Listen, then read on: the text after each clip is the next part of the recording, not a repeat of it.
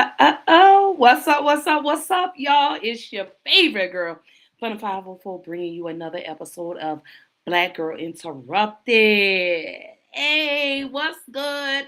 I missed y'all. Let me first start off by saying happy Tuesday. I hope everyone is having an amazing week thus far.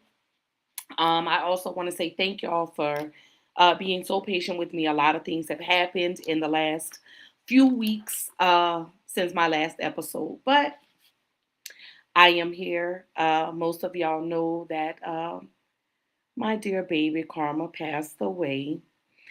Uh, do we know what happened? No. All I know is that my baby is no longer here. Uh, mm, and it's been a struggle.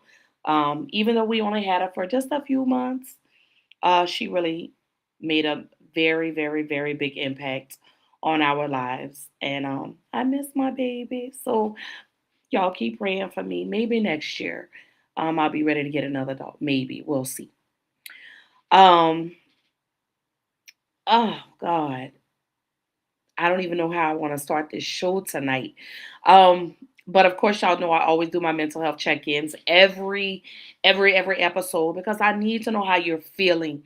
I want mental health to not just be limited to 2 or 3 months out of the year, but I want it to be an everyday conversation. So it's imperative that I do these check-ins at the start of every show before we jump into tonight's conversation. Um, Tonight's conversation is very near and dear, not only to me, but everyone in the world. Um, Tonight, we're going to be touching on the death of Nolan Wells, 18-year-old young man from Ocean Springs, Mississippi, who went missing 4th of July weekend, and we still don't know what happened. So before we get started, let's do our mental health check-in. Again, I hope everyone is having an amazing week thus far. I have missed y'all. I love y'all so dearly. I appreciate y'all still loving on your girl, still supporting your girl.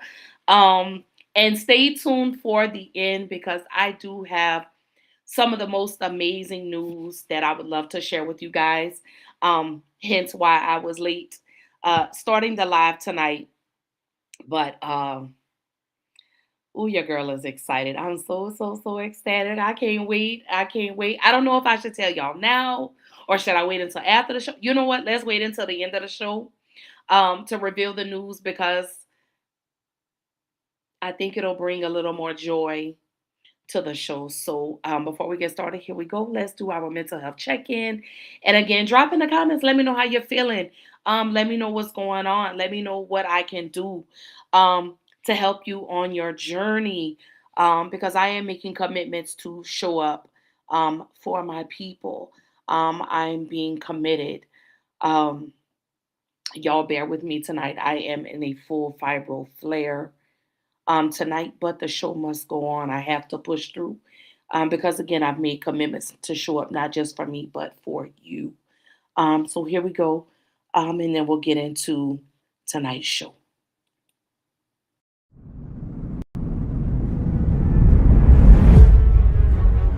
If the lion is the king of the jungle, how can he be the king of the jungle? If he's not the biggest, the elephant is probably one of the biggest. He can't be the fastest because that's a cheetah. He can't be the smartest. So he's not the biggest, the fastest, or the smartest. So how does a lion become the king of the jungle? His mentality. That's the only difference of a lion and an elephant. When a lion walks up and sees an elephant, he thinks lunch. An elephant thinks run. And it's all mentality. Because when a male lion walks up, he may be outnumbered by a pack of hyenas, but I'm king of my jungle because of my mentality. What happens when you're a gazelle and you're not being pushed? You're not being prodded. You're not given a reward. Nobody's encouraging you. What happens when you're a gazelle and the lion's not chasing you anymore? You stop running. But what happens when you're a lion? When you are a lion, it does not make a difference. You realize that if your family is going to eat, that if that pack of lions is to survive, then you gotta go hunt. A part of being a beast just ain't eating a gazelle. A part of being a beast is the hunts. It's the hunt that they're excited about. They like to see the gazelles run. Then boom, they take off. Because real lions like to hunt. They love the process just as much as they love the prize. And some of y'all just want to score. You don't like the process. You're not in love with the process. A true hunter's goal is not the prize. A true hunter's goal is to hunt. That's what they live for. They live to hunt. They don't just live to catch it. It's the whole process. When you are a true hunter, you don't go by time, you go by the gazelle. When you are a true hunter, you hunt until you get a gazelle, and you don't stop until you get one. And then you get another, and then you get another, and you get another. If you're gonna do what you say you're gonna do, be what you say you're gonna be, you're gonna have to lion me out. You a gazelle, you gonna come up short. You a gazelle, you gonna have an average experience. You a student, I need you in lion mode. You an entrepreneur, I need you in lion mode. You trying to lose weight, lion mode. You can't do nothing significant in gazelle mode, nothing. Nothing impressive happens in gazelle mode. Nothing happens in run mode, give up mode, quit mode, scared mode, fearful mode, nothing happens. Everything happens in lion mode like I'm coming to get you.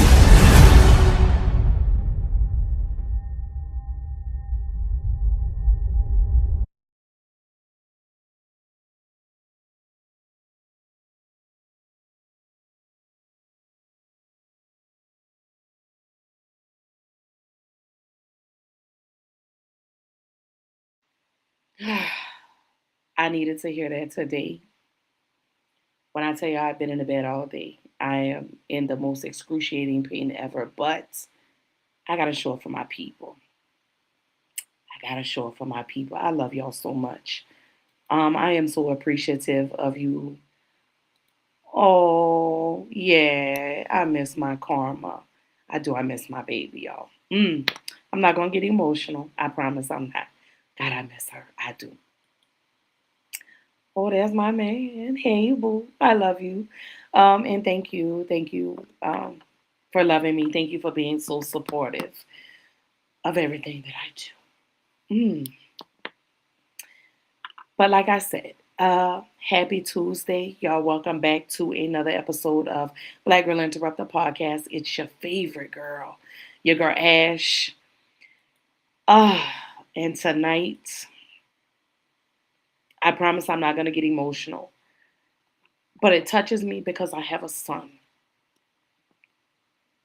a black son, that has friends of all shades, tones, races. And every day that he goes out with his friends, I pray that my son makes it back to me.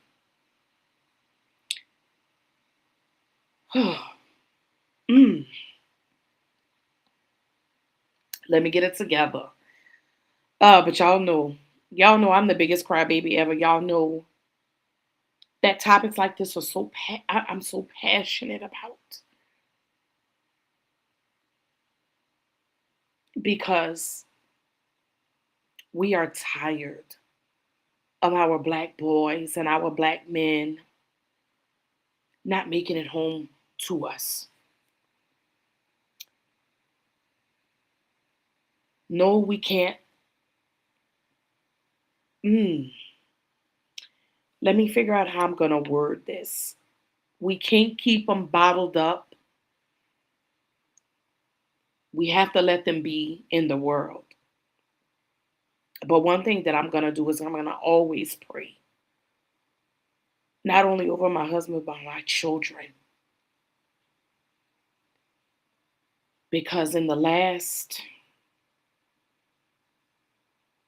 6 months, maybe 12 months, we've seen so many black boys go missing,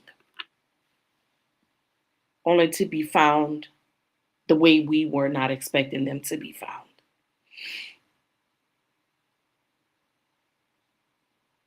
When is enough going to be enough?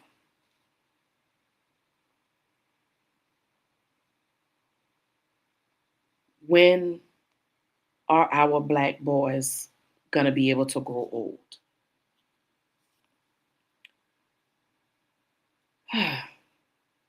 Mm. We're going to push through this episode tonight. We're going to get through it. But I want to speak on Nolan Wells. I want to talk about Nolan Xavier Wells.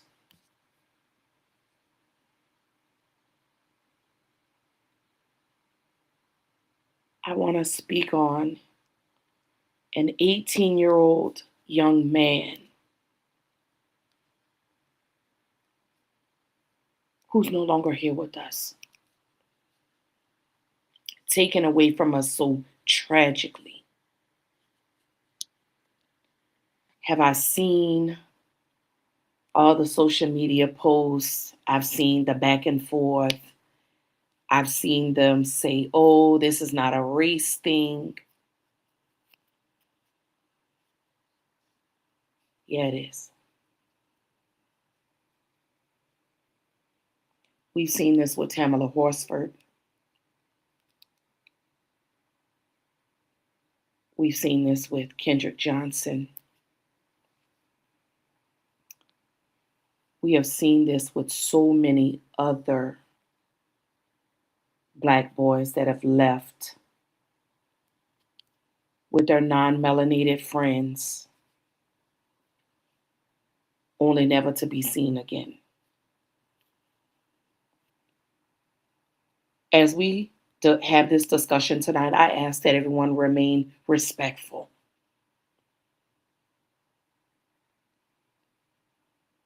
I ask that you be mindful of the things that you say. I ask that you respect the house rules. I ask that you respect others' opinions and their thoughts, because everyone has thoughts and opinions surrounding this case. I'm not a legal analyst. I'm not a professional, nor do I proclaim to be. But these are my takes and my opinions regarding the death of Nolan Xavier Wells. Yes, I'm going to say his name, because Nolan was my son. Nolan was my nephew. Nolan was my cousin. Nolan was my brother.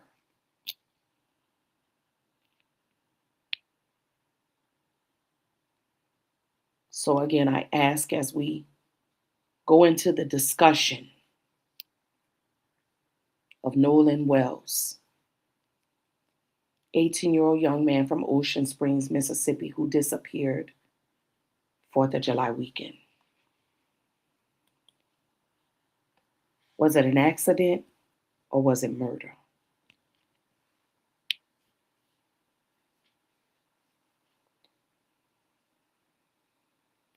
Around July 2nd or 3rd, Nolan Wells departed Horn Island with a group of friends. You know what? Let me correct that. With a group of associates, only to never be seen again.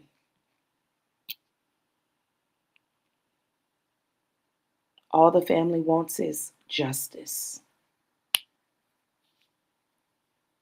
All we're asking for is transparency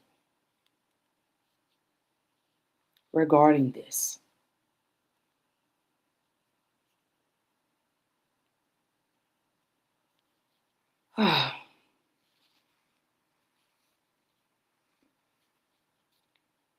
My heart goes out to not only the mother, the father,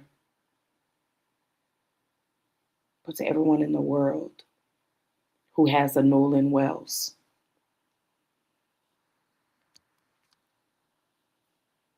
To families that have lost their children in the manner that Nolan Wells lost his life.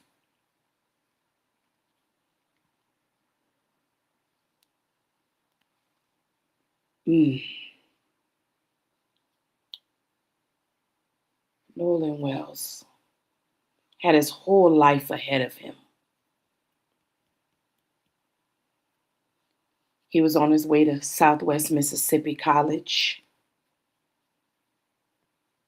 I believe on a football scholarship.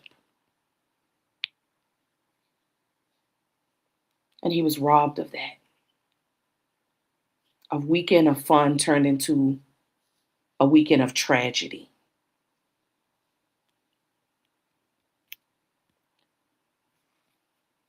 Oh, Nolan, we love you. We miss you. We're praying that justice will be served for you and your family.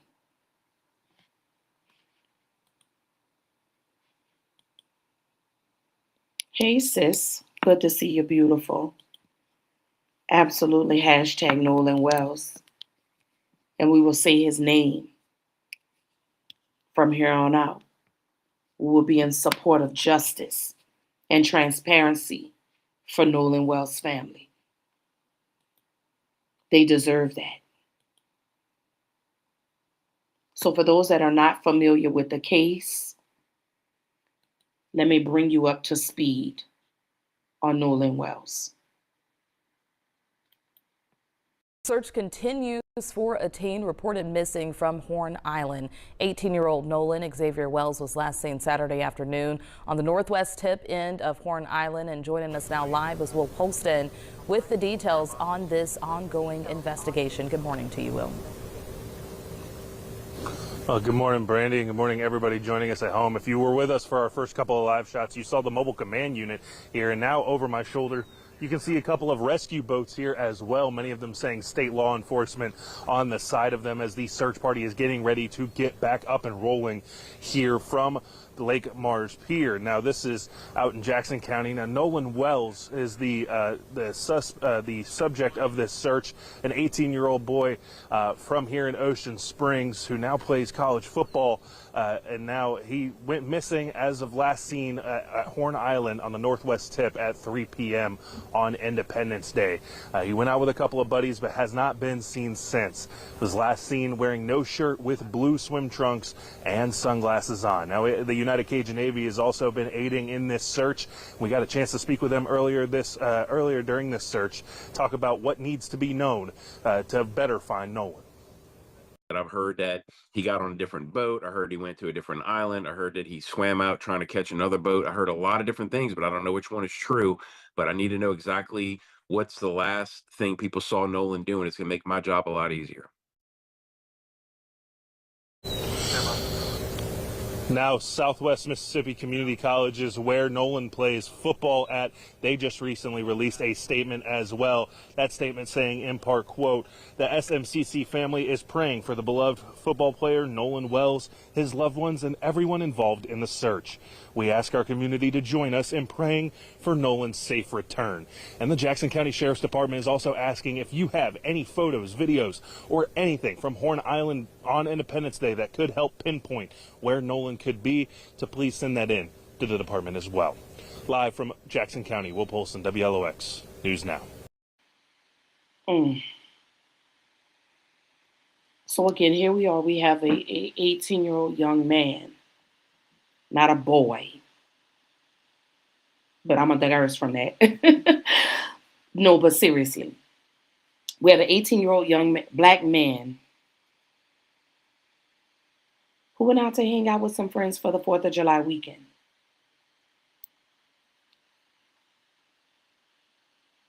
Again, only to never be heard from again.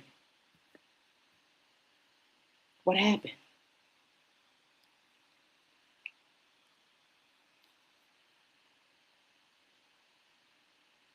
Let me say this.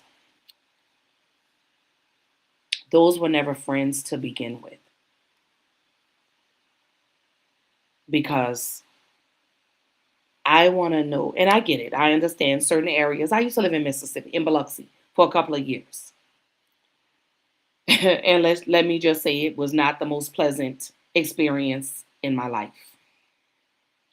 Um, but that I'll save that conversation for a different day.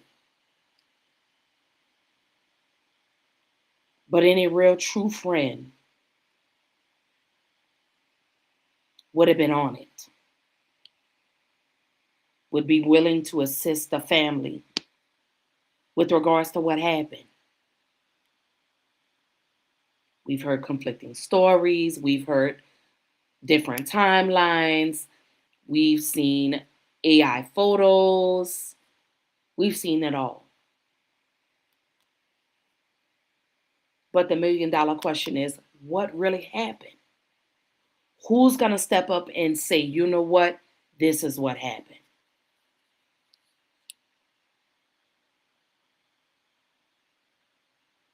Because an undetermined cause of death doesn't sit well with me. If these young men and women that Nolan was out with that weekend, why aren't you speaking? Why aren't you saying anything? Why aren't you trying to assist in the investigation? Why are you not trying to bring closure to this young man's family? I don't understand. Because see, a real true friend would go to not only the family, but to law enforcement and say, this is what I saw happen. Oh, how I wish that would happen. I pray that someone that was with him or that was out there that saw would go to the family or contact law enforcement and say, this is what I saw. Because again, what I don't understand, the only lone black man with a group of non-melanated people was the only one that didn't return.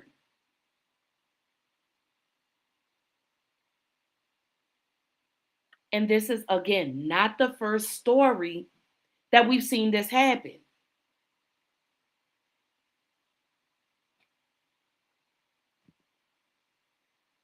When is enough going to be enough? When are people going to start doing the right thing? You have a mother and a father that are grieving the loss of their child.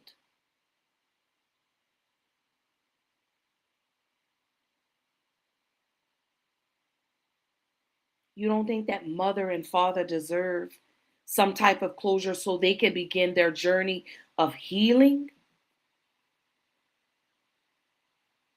Accountability is what we're asking for.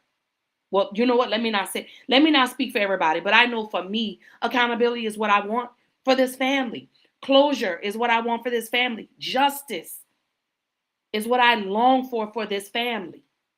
Because again, I have a black son that has a lot of non-melanated friends. And I tell my son every day when he leaves out, be careful. Be mindful of who you call friends. Stop going to everybody's house. Be mindful of who you take home. This is what I tell my son. Every day that he goes out, I pray that my son makes it back home to me.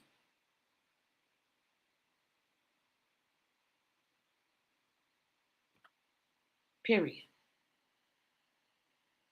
I just had this conversation with my son when this case first broke news. Be mindful with who you take home because people are crazy out here. We see it happen far too many times. Text messages being deleted, social media accounts being deleted or deactivated. If you don't have anything to hide, why are you doing all of this?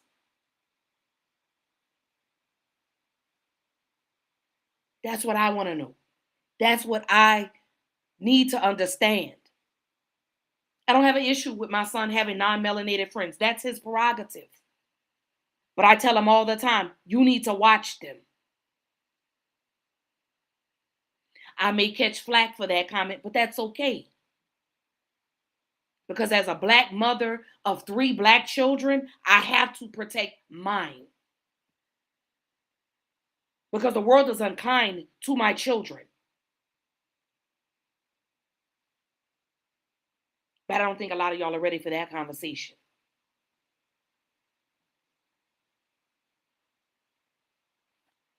You look at Tamala Horsford.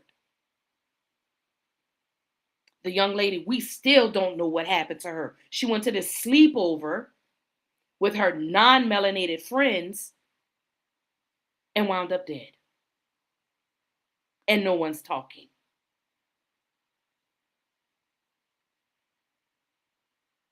See, they'll protect theirs. So now it's time for us to start protecting ours. That's what we have to start doing. Hey, sis. Hey, my baby. But that's what we have to start doing. And we absolutely want justice for Nolan. We want transparency.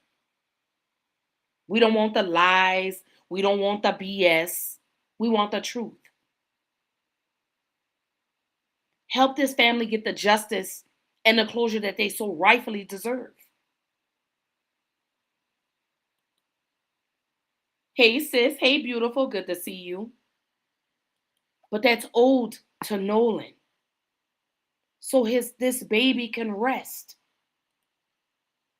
This is what we want. We want to know. If it was an accident, say it was an accident.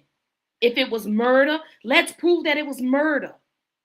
Because again, he was the only black boy with non-melanated people, and he was the only one that didn't come back home. The only one. The only one. Let that sink in for just a moment. You as a parent, you allow your child to go hang out with friends, and everyone comes back. Everyone's child comes back but your own. You don't think that that's sitting well with the mother and the father? Not knowing what happened to their child. That could be your baby.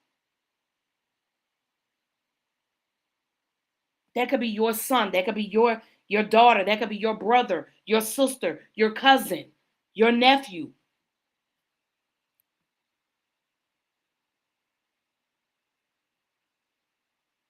What we're doing here is we're keeping Nolan Wells' name alive. We want to see justice for Nolan.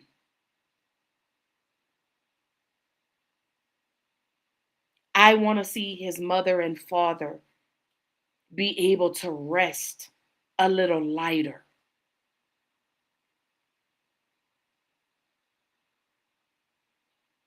I see the mother, and then I see me. What if this was my baby? Would I want someone to stand 10 toes down for mine? Yes. Would I want someone to help to hold the people responsible for the loss of my child accountable? Yes.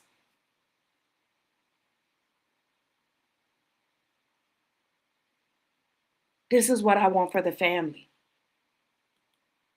I want this for Nolan. I want this for his family. I want this for his mother. I want this for his father. I want this for the people that really, truly, genuinely loved Nolan. I want them to be able to sleep lighter. I want someone to be able to come and say, you know what? We can tell you exactly what happened. And we're going to get justice. We're going to make sure the person or the people responsible for this are punished to the maximum extent of the law.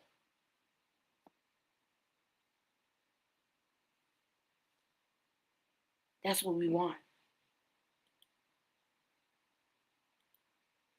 My sister says the truth will definitely be revealed, and it will. Because, see, God sees everything. He sits high and looks low. And the truth is coming to light. The more we peel the layers back on this case, the closer we get to the truth. You understand? That's what happens.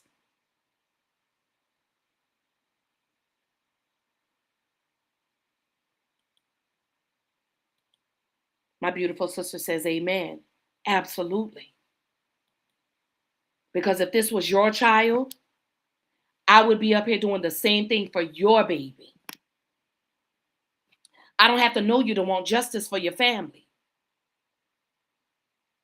But I have a platform that I could utilize to get it out to the world. You understand? So that way your child or your loved one, let me say this, so that way your loved one is not forgotten.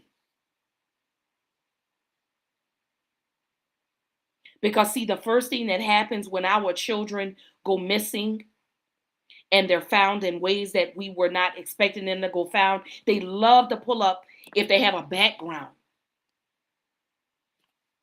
I don't care what your background is. I'm going to walk with you to seek justice for your loved one.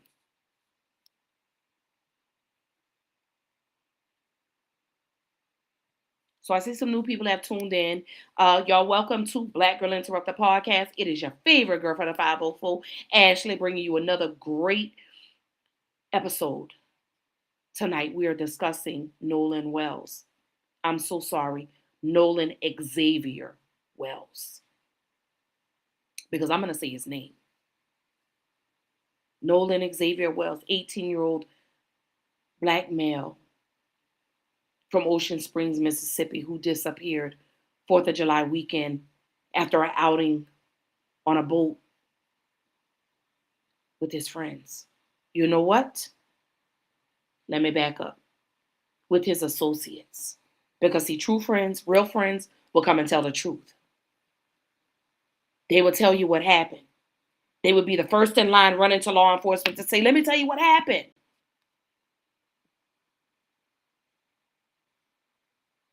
We're not seeing that.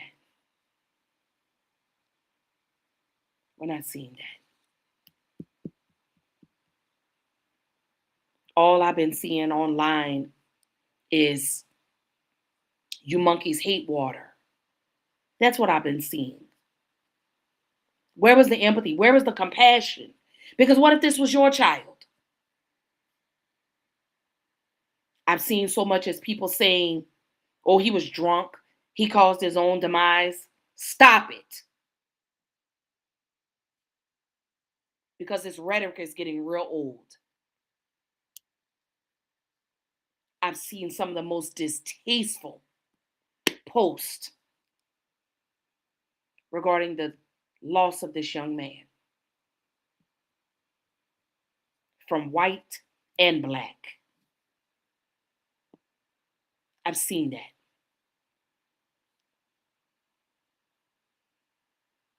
Instead of taking the time out to call us monkeys and say you're going to do this, that, and the third to us, imagine if this was your child that went out with a group of black boys and didn't come back. Would you still feel the same way? You remember in the movie A Time to Kill, where Samuel L. Jackson's daughter was raped by two white men. And at the end, during the trial, Matthew McConaughey was describing to an all-white jury what happened to this little girl. And then he ended it by saying, what if she were white?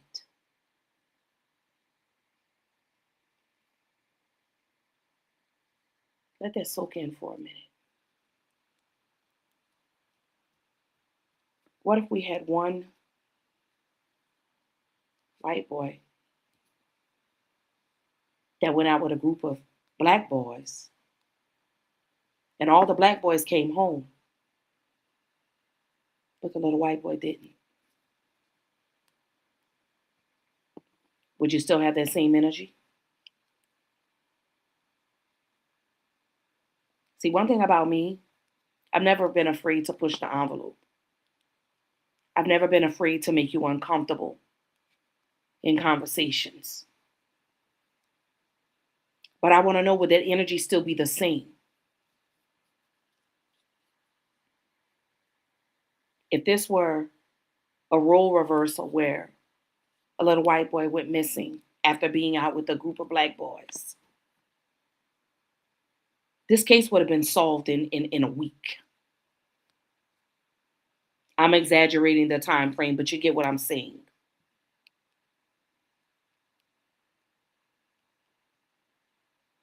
It wouldn't have been no, well, this or that. No. It's sad that we see this so often when black boys and black girls and black men and black women go missing. We're pushed to the side. There's never a sense of urgency. Never when one of us go missing.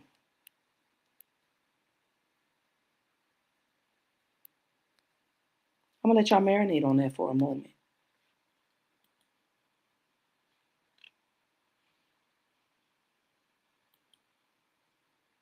Hey, beautiful. I love you real big, baby. I love you infinity.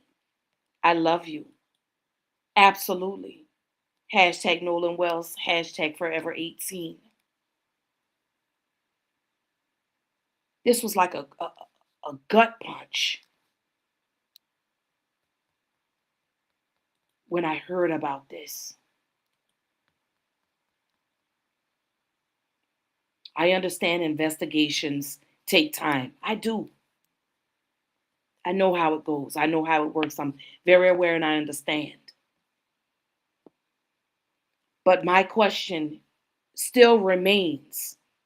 When we go missing, there's never a sense of urgency.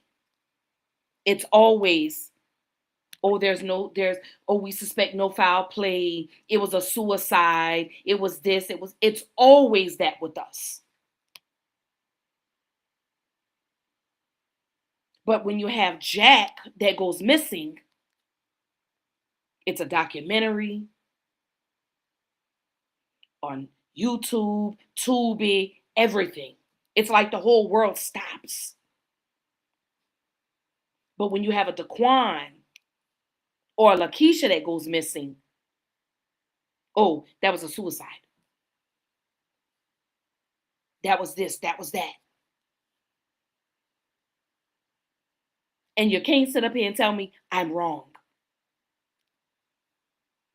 Do you know how many people, you know what, let me rephrase that. Do you know how many young black men and black women and black boys and black girls that I've sat on my platform and I've advocated for?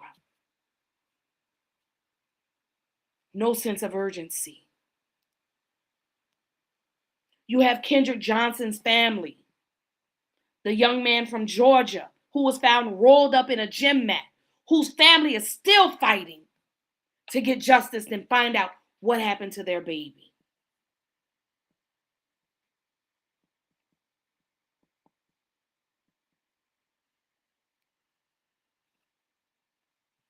Here we are still talking about JonBenet Ramsey, and y'all are still trying to figure out who unalived her.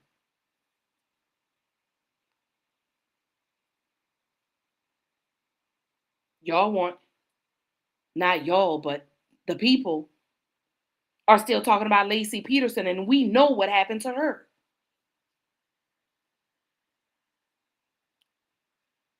Gabby Petito,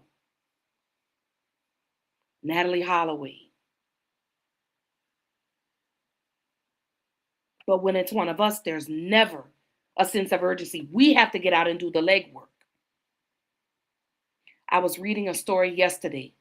I was talking to my sister about a young man in Alabama that went missing, left with a friend, only to be found shot burned, and mutilated.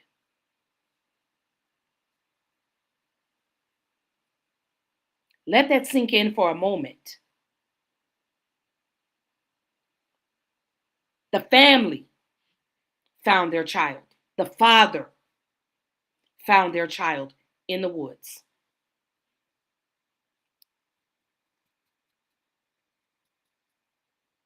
And he was 19. I'm going to let y'all sit on that for a moment.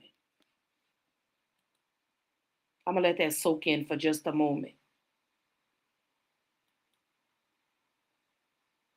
He was Nairi's friend. That's my niece.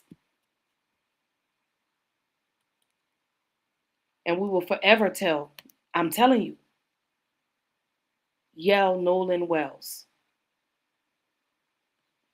Because, again, we have to get out and do the legwork.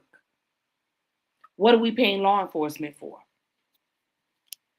If you're just going to sit around. I see cases like this every day. There are some days that I have to take a break from social media because stories like this, they upset me. They trigger me.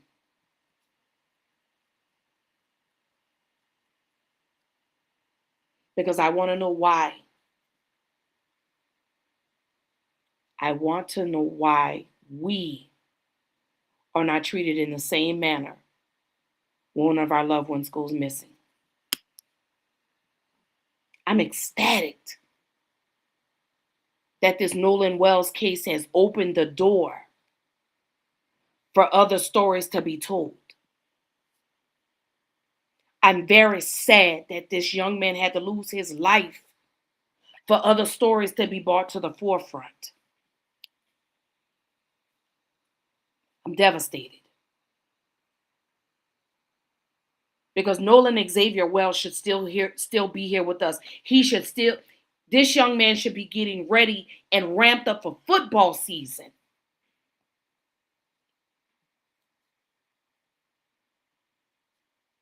But all we're left with is memories.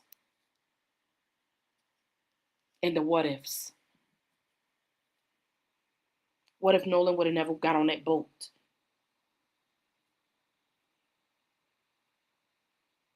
What if?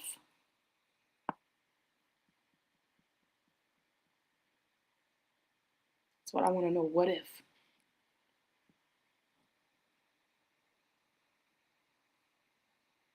We know Mississippi to be racist. Hell, I did the story on the 215 plus graves that were buried behind a jailhouse.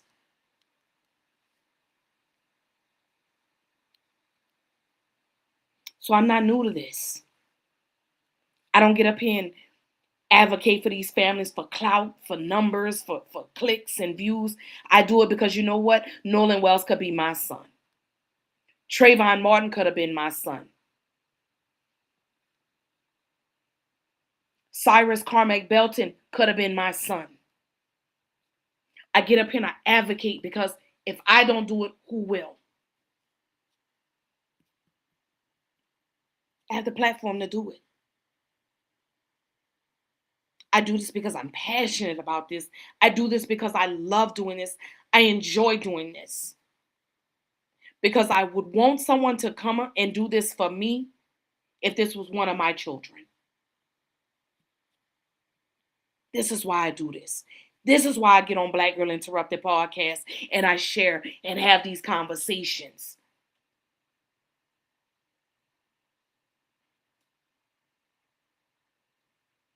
I don't have a problem with having the dialogue. I don't have a problem with having a tangible conversation, a conducive conversation. I don't have a problem.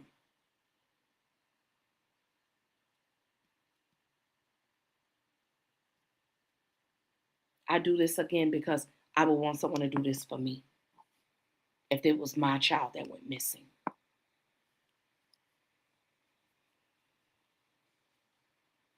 I would want someone to stand in solidarity with me and help me fight to get justice. I would want someone to stand and walk with me to try to get the truth brought to the light, to get the people or the person or the people that are responsible held accountable. That's why I do this. I don't care about anything else. I do this because I love this. I do this because I'm passionate about this. And I'm going to say it again. I do this because some of y'all are afraid to have these conversations because you don't want to offend anybody.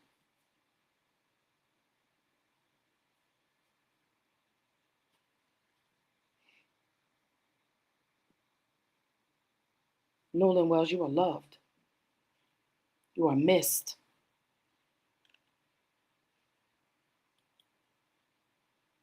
Absolutely. Mags Lilly says he had his whole life ahead of him. He did. And he was robbed. And now we're left, Mags, with the what ifs. What if he never would have got on that boat? What if he would have stayed home that weekend? Will we ever get the truth? Will the person or people responsible for this ever be held accountable? Or will it just be ruled as a suicide? Or an unfortunate accident? Or a drowning? Because I've seen that too.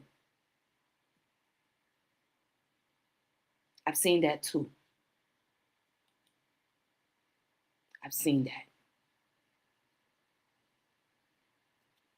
So I do have some updates regarding the official state, the autopsies. The state's official autopsy has been completed, but they will not reveal what it says. But then there's also been some breaking news regarding the timeline and things not adding up. The times from this to that. So they're a little long. I'm not going to play them in their full entirety, but just kind of get to the gist of it because I really want to get back into this conversation. So here we are with the state's official autopsy that has been completed. Here's an update regarding that. And then I want to discuss the autopsy. Here we go. We do want to continue on with some of our top stories that we're following from this week. Taking you out to this, we have an update in a case that is really capturing attention all across the country. We do know that as of this weekend, the official autopsy in the death of Nolan Wells has been completed, according to officials who are familiar with that investigation. Results from the state medical examiner's office have not yet been made public, but are expected to be sent to a grand jury. This all has to do with the early July death of Nolan Wells, an 18-year-old who was on a boat on Horn Island before he effectively went missing. Days later, his body surfacing. And still so many questions as we are continuing on in the days and weeks to follow his death. And to talk a little bit more about what we're watching here, I'd like to bring in Adante Pointer, civil rights attorney. Adante, thanks so much for being with us here on Live Now from Fox. Thanks for having me. Absolutely. And once again, I'm getting a lot of text, emails, and even people reaching out to me on social media asking questions about this case. And so since we have the time to speak with you right now, I want to start with some of the basics. There have been a lot of conversations around these autopsy reports. There's an official one from the state, but also the family has gone on their own path to produce an independent autopsy. What has sort of been revealed through these reports? Again, the official one has not yet been released yet, but what's the difference between the two and why are they important to figuring out what ultimately happened to Nolan Wells? Sure. The state autopsy is conducted first because the state actually had custody of Nolan's body way before the family got their hands on the body and were able to send it to an independent autopsy for an independent autopsy. So what you have is the state actually had the body in its most original state from once it was recovered. And so they have the primary opportunity and duty to investigate and examine this body for any type of signs of trauma or drowning and any other type of physical injuries or the condition of the body. Whereas an independent examiner, they're getting the body after the original autopsy is done. And oftentimes The body, as once again, during the autopsy, is cut open. Not only is the external body examined, but also the internal body is examined, as well as toxicology tests of the sort to see if there are any type of intoxicants on board, alcohol, and things of that nature. So the independent autopsy is a way for a family to get answers in advance of the state's autopsy coming out. And oftentimes that's all the family has, because the state autopsies oftentimes take much longer to deliver the results to the family. And as you can imagine, if you're a family, you're anxious to know what happened to your son. Absolutely. And so we do know from Ben Crump, he's the attorney who's currently working there with the family. They've been very outspoken about what they believe happened to their son and just really wanting to know more answers from those officials who are in charge of this investigation.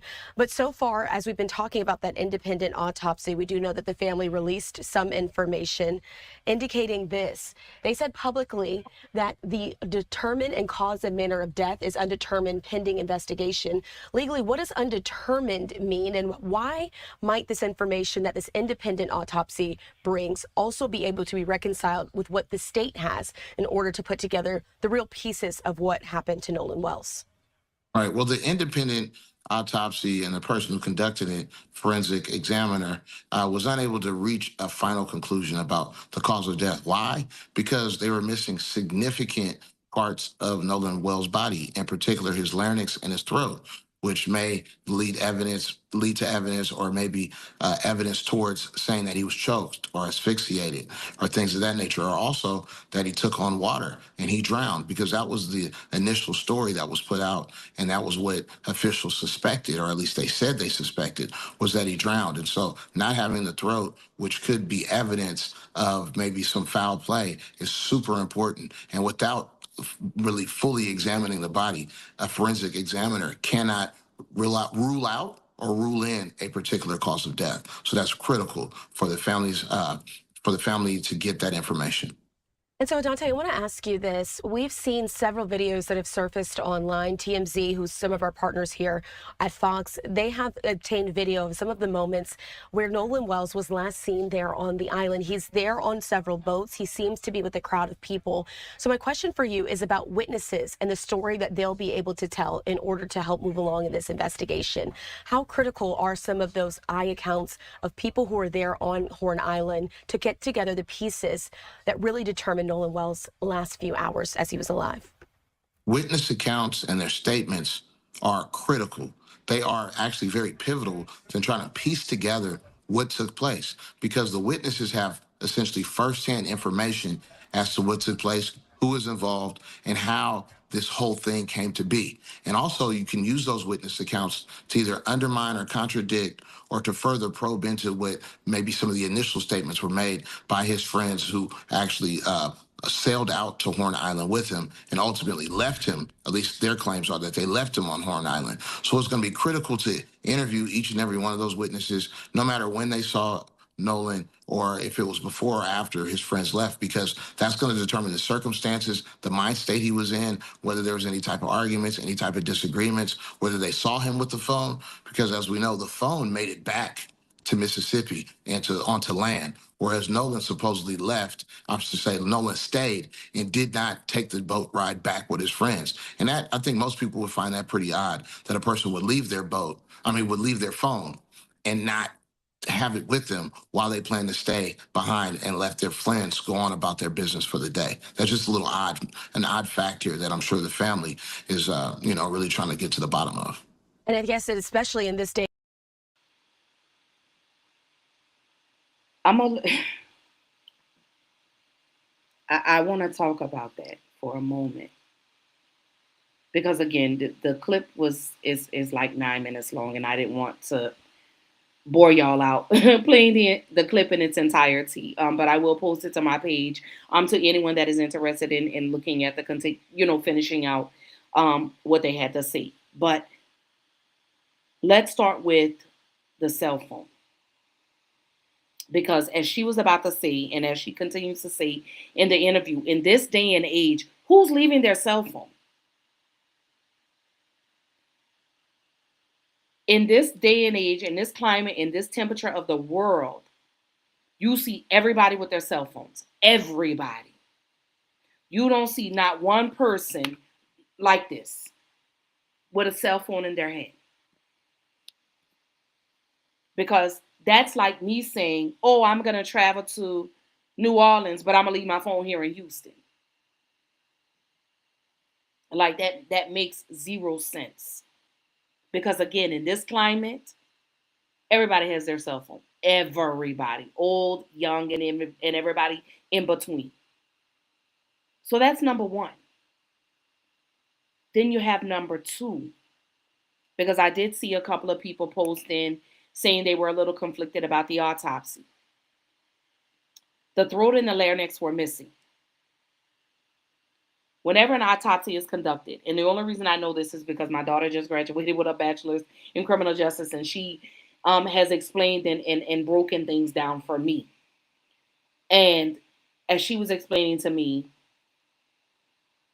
as well as the gentleman that was in the video clip, that's imperative, especially with the manner of his death.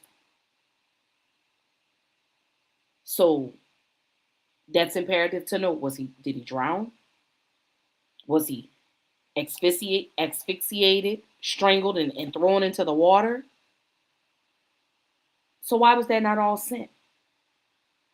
That reminds me again, that takes me back to the story of Kendrick Johnson. When Kendrick Johnson went missing after they completed the autopsy, how dare you not send all his parts?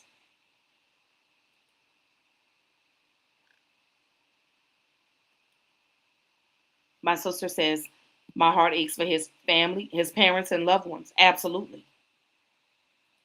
Because again, you have this 18-year-old young man who died under mysterious circumstances. And you mean to tell me you're not going to send the most imperative organs with the body for the independent autopsy? Make this make sense to me.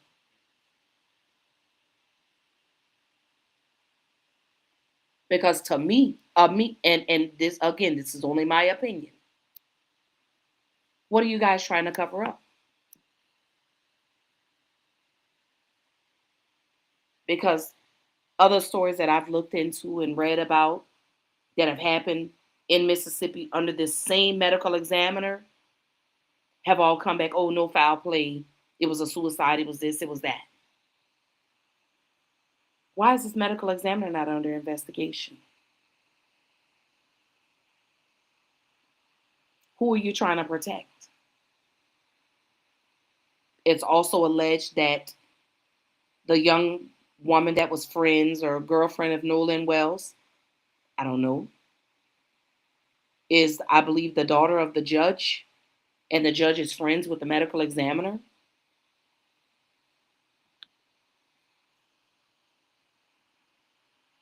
Again, no sense of urgency. Again, I feel like we're getting the runaround. I feel like they're just saying whatever just to appease us.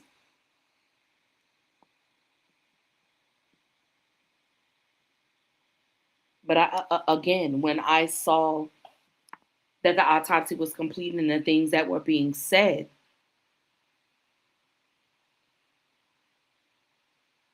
my flabber was gasted, as they say.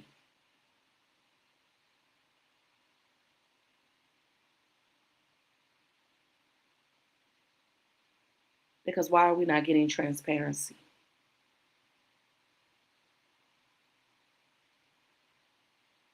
You have a mother and a father that are grieving. And me, again, I'm not a legal analyst.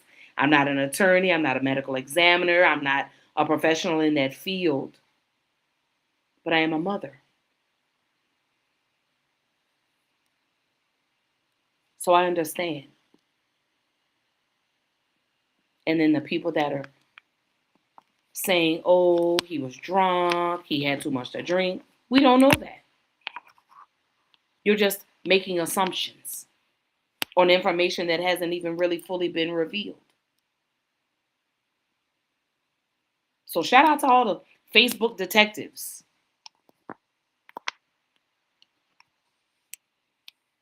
Shout out to the woman that cleared the audio.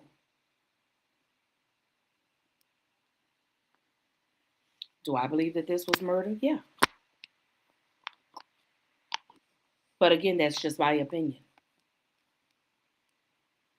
Am I patiently waiting to see what the autopsy really truly revealed? Absolutely. I think we all are.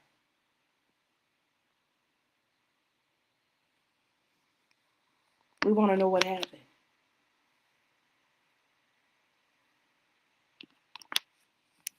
We just want the truth. We just want pure transparency. Just like so many other black men and black women and black boys and black girls that have lost their lives so tragically only to be told, oh, it was a suicide. The story I told y'all a couple of weeks ago about the young man that was at the festival who reported his friends to the police and then a few hours later wound up dead in the woods. Or the other young man in Mississippi who was found hanging with 2 broken legs.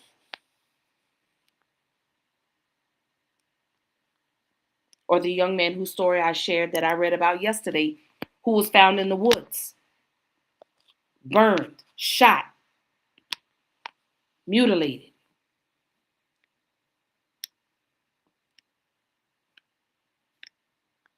Or the young man that went missing back in April who was found in a lake. And 2 people were only arrested for tampering with evidence.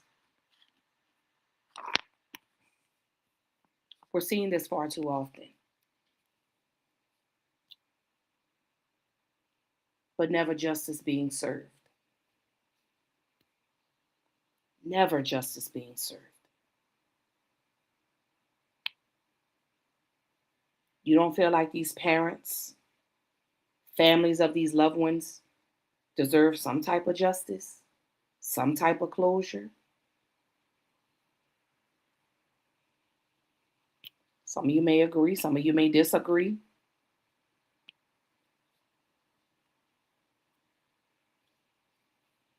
Y'all tussling back and forth on social media, hurling racial epithets at us because we're tired. We're exhausted. I remember when my niece went missing. No sense of urgency. Only to be found in a manner that we didn't want her to be found in, along with another young lady. And police had the suspect right up under their nose the entire time. So yeah, this is personal to me. Nolan Wells, it's personal. The countless other young black men and black women and black girls and black boys that have gone missing, this is personal. I need y'all to have that same energy when little lion tail Carly Russell. I need y'all to have that same energy for Nolan Wells and we seek and demand justice. Not only for Nolan Wells, but the others. The others.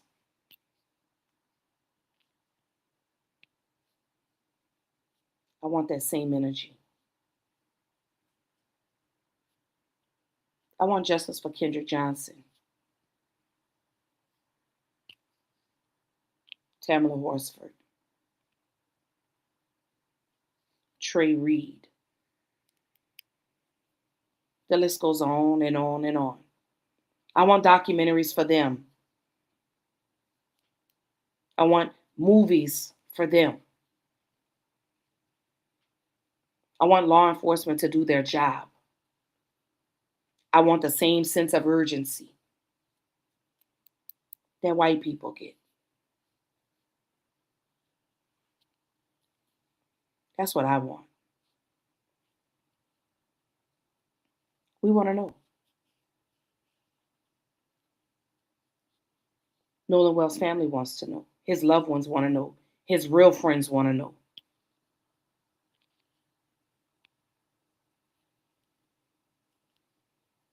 We're tired of the lies. We're tired of the contradictions. We're tired of, oh well, it was that. No, we're tired. We are fatigued. And miss me with that, but y'all kill each other. We know.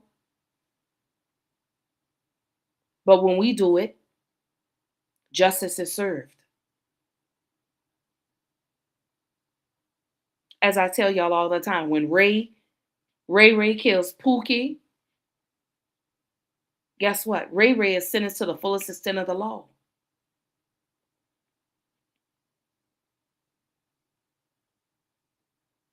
He is. He's found, he's brought to justice, and he's punished. But when it's the others that kill us, it was, oh, we didn't find any foul play. They get a slap on the wrist. We're tired. We're exhausted. We are. So some of the other updates that have come in regarding the Nolan Wells case, I do see there's new people that have tuned in. So again, y'all, welcome back or welcome to Black Girl Interrupt the podcast. It's your girl Ash, your favorite girl from the 504, bringing you another beautiful episode tonight. We are discussing Nolan Wells. Was it an accident or was it murder? There have been some other news that have come in today regarding the timeline. Things aren't adding up. Things aren't matching. It's saying it was this time, it was that time. So let's see. Again, this is a pretty long clip. But again, I'm not going to play the clip in its entirety, maybe 3 minutes, just to kind of get the gist of it, because I want to keep this conversation going. So here we go. And then it gives a working timeline. They started at 3:23 p.m. They're saying it's unresolved. No continuous chronology established in the supplied package. 3:23, the supplied vertical screen recording displays a phone clock. And then it goes to tell you at that. User identified this as the start of the critical gap. This is the critical gap that's a little bit later here, right? Between 3:23, 4:27 and 4:31. User identifies this as the start of the critical gap. Exact time and corroborating source are not contained in the supplied media package, okay? And then 4:27, a second supplied vertical screen recording displays a phone, a clock, 4:27, while showing boats, people in the anchorage. Time indicator, potentially highly relevant.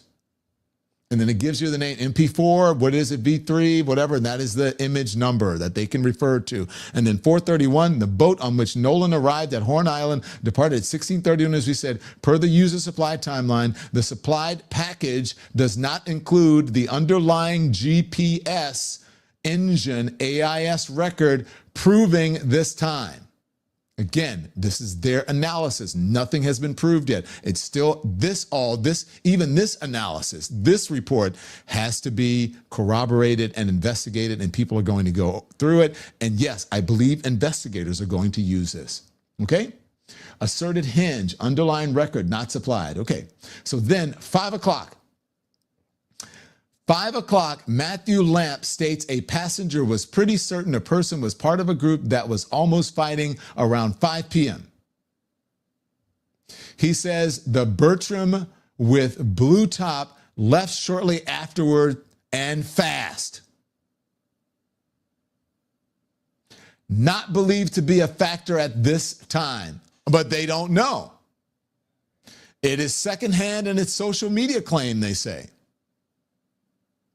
5 p.m. conflicting. Melissa Thomas disputes the identification, states a different young man was with the group, and says they spoke to the boys, one of whom had an entire vodka bottle. conflicting social media claim. And yes, the way this case is being handled does not seem normal. SR Warren, 103. Go to the next one. So we've heard about these. We've heard about the fights. We've heard about the arguments. And then it shows New York correspondence later uses 1800 GCST,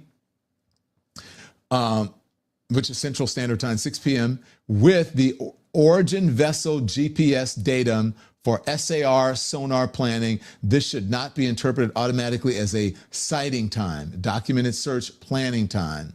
7:30, Caitlin Bouchard states that they were parked next to the group and he was nowhere in sight when they left at 7:30. Social media claim. 4:50 p.m., 6:50 CST. New supplied shoreline photograph shows the crowded anchorage. Frontier Bay, that's a boat.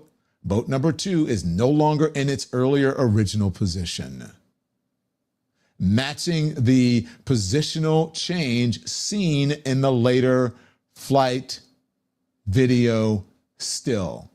User supplied, capture time, direct visual configuration. So if this is from an aerial, that is something that is has more validity than a social media claim, although witnesses are very important. Witnesses are very important. And then we have the, as we have said before, as they were pointing out, the critical interval, Andy, which is number 6 here. The critical interval, the period requiring the most scrutiny. As I said, this is the most important thing. The period requiring the most scrutiny is the interval between the last independently corroborated sighting of Nolan and the asserted 4:31 p.m. Triton departure. This is the critical time. The 3:23 and 4:27 visual material may bracket or illuminate part of that interval, but only in the displayed clock times if the displayed clock times can be authenticated as corresponding to the original event recordings. The supplied media does not close the gap because they don't know if this 4:27, if it was accurate, 3:23, they don't know which they, I would imagine, would have captured perhaps from video that they have gotten or from an aerial or from wherever they got it, okay? That is the critical point right there that I have been saying. So scroll up. Let's scroll a little bit. All right, so we have all that. We got the boat 1, we've got boat X, we got, okay, we know that. Their movement, their occupancy, they have been scanning and tracking all of that. Keep going, okay? Because I want to get to some of the images. And then they have what the Triton is doing. They have that, so here we go. Here, this chair is squeaky, so don't think there's something else. Okay, so here's the thing. This is the comparative configuration. You see all those people in the water, and that's what they call the vessel cluster. Now you see why I don't like that. Now you see why I don't like the clusters. Look at that. That's too many people in the water. Too many people in neck-deep water. Too much can go on. You lose track of your buddy. You don't know where it is. It could be, let me just be honest, it could be under a boat. Could be stuck in something, could be stuck in an anchor. You have no idea with all of these things. And that is, okay, so that's 5A. Source annotation shows boat X between boat number 1 and boat number 2, okay? And then you have the fight video. Boat X is missing. Boat 1 point of view. This was taken from boat 1. And that's the point of view from boat 1. I want to look at these pictures. Keep going. These pictures are very important. That's where I think you're going to get a lot of the information. And then you have, that's the fight video that everyone is talking about, right? Apparently there was a fight. Remember the give me my effing phone? They said they couldn't tell who it was. The guy said it was him. And then someone else said, no, it was Nolan, right? Still, don't know for sure. But the friend said, no, I was the one saying, give me my phone. And then there are others who have disputed that. On board the Triton. So this is Nolan. This is geospatial timeline. He is on board the Titan with one of his friends. The Triton, excuse me, the Triton with one of his friends. And then there is, you can see the Triton right there. The back of it, you see a dark-skinned man On the back, it looks like, sometimes these kids are so tan you can't tell. They're out in the sun all day. And then there's the Palm Beach, which is another boat. And then there is boat number 3. Okay, keep scrolling, Andy. Let's go through this. And it tells you the photographs, right? It says the Bay Frontier position changes. Source says a newly supplied photograph is represented as having been taken at 1650 CST, which would be after the 1631. So if this is 1650, it's after that. Is that Nolan? 19 minutes after the user supplied 1631 departure of the boat on which Nolan arrived at Horn Island. Key visual observations. Frontier Bay, boat number 2 is no longer in the earlier original position in figure 5A. This is consistent with the later flight video still where the vessel configuration was likewise changed, has likewise changed. Analytical significance here. So this is where they're going to say, if the 1650 capture time is authenticated, the photograph established an upper bound time. Frontier Bay had moved from its earlier position by 1650. It does not establish the exact minute of the movement, destination, occupants, or any connection between that movement and Nolan's disappearance. Nolan possibly in the photo, but not confirmed. But not confirmed, but possibly in the photo. What on earth is happening here? Was it him? What time was that taken? Sometimes these investigations or these analyses can lead to more questions than answers. Thanks for watching, everybody. I appreciate you. Make sure you like, subscribe, and turn on. Oh, that is a lot to process. So this was breaking today. This was from the Cajun Navy. Was that Nolan Wells on that boat? In between those times, because we saw him. So if we're doing military time, 1600 is 4 o'clock. Was that Nolan on the boat? Was that Nolan in the water? Who was it? And some of the people in the comments were saying this is getting messier by the day. Absolutely. But it's becoming a lot clearer.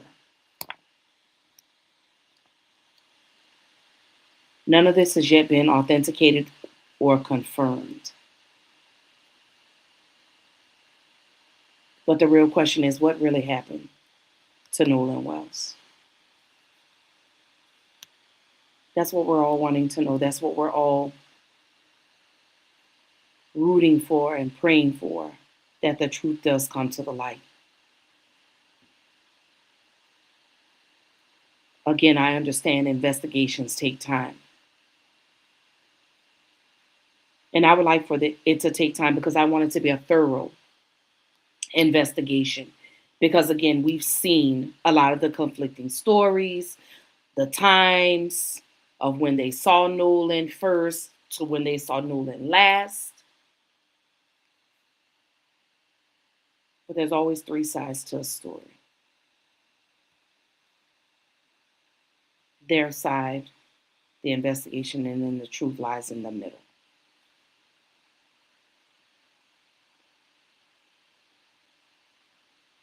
I just want someone, whoever was on that boat with Nolan that day, was out on that water with Nolan or someone else that was on another boat that saw, because I want to know what happened. Was there really truly a fight? Was that Nolan that said, was it Nolan that said, give me my effing phone? Or was it someone else?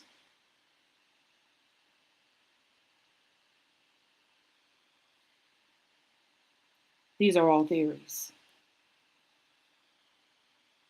Again, no validity to them at all. None of this, again, has been authenticated. You know how AI is. And like Don Lemon said, we're not sure if that was Nolan or not.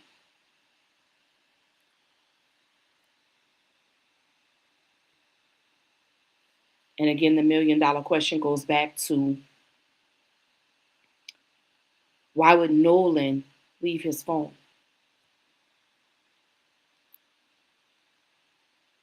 Again, in this climate and in this temperature of this new generation, no one is ever without their cell phone.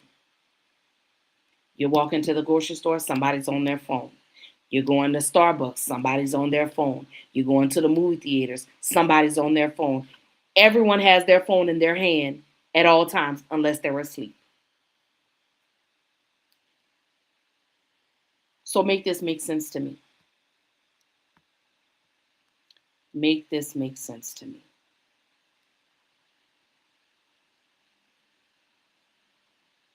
I want to know as much as everyone else does, what happened to Nolan Wells?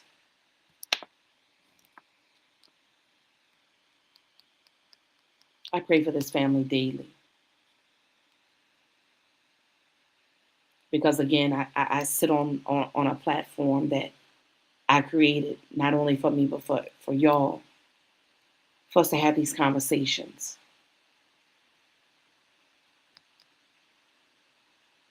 If this were my child, I would want someone to do this for me.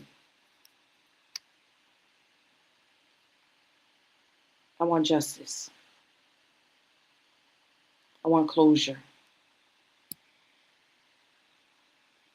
for the family and the loved ones of Nolan Xavier Wells.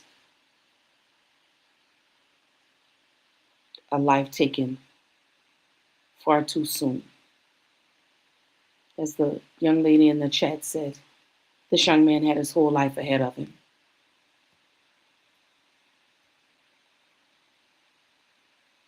We have to be Nolan Wells' voice.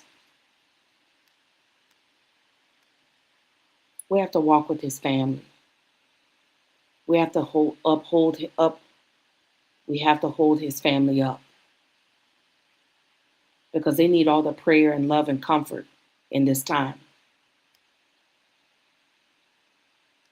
You have a mother and a father that are begging for the truth. You have his loved ones that I'm pretty sure they want to get back.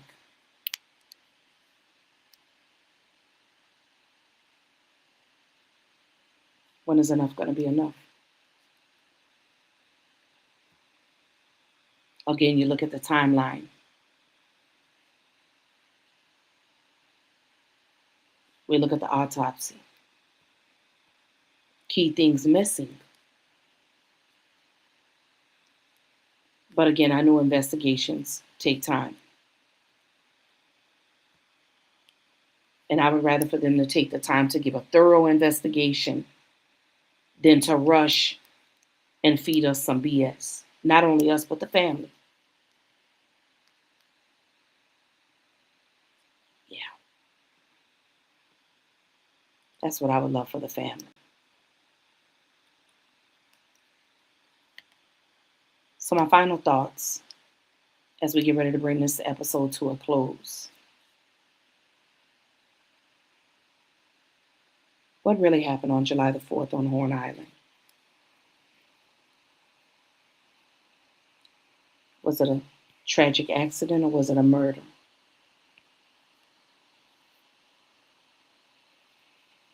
Was that Nolan Wells in those photos on that boat at the times that they say he was there?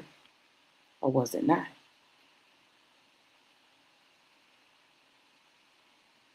Who are they protecting? What are they covering up? Why was the most important organs of his body not sent when the family wanted an independent autopsy? Shout out to Colin Kaepernick for paying for this independent autopsy for the family of Nolan Xavier Wells. Despite how y'all may feel about Colin Kaepernick, he still does good.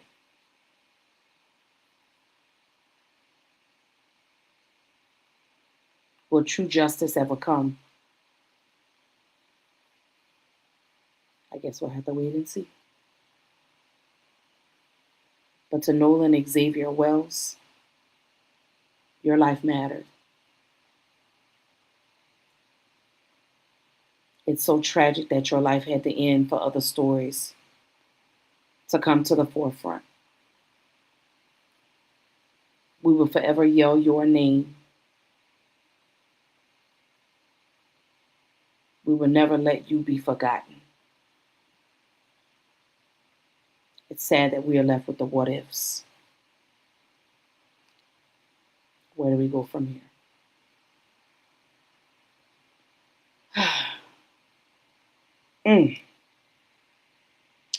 Another episode today down for the books. Another episode. So to change the temperature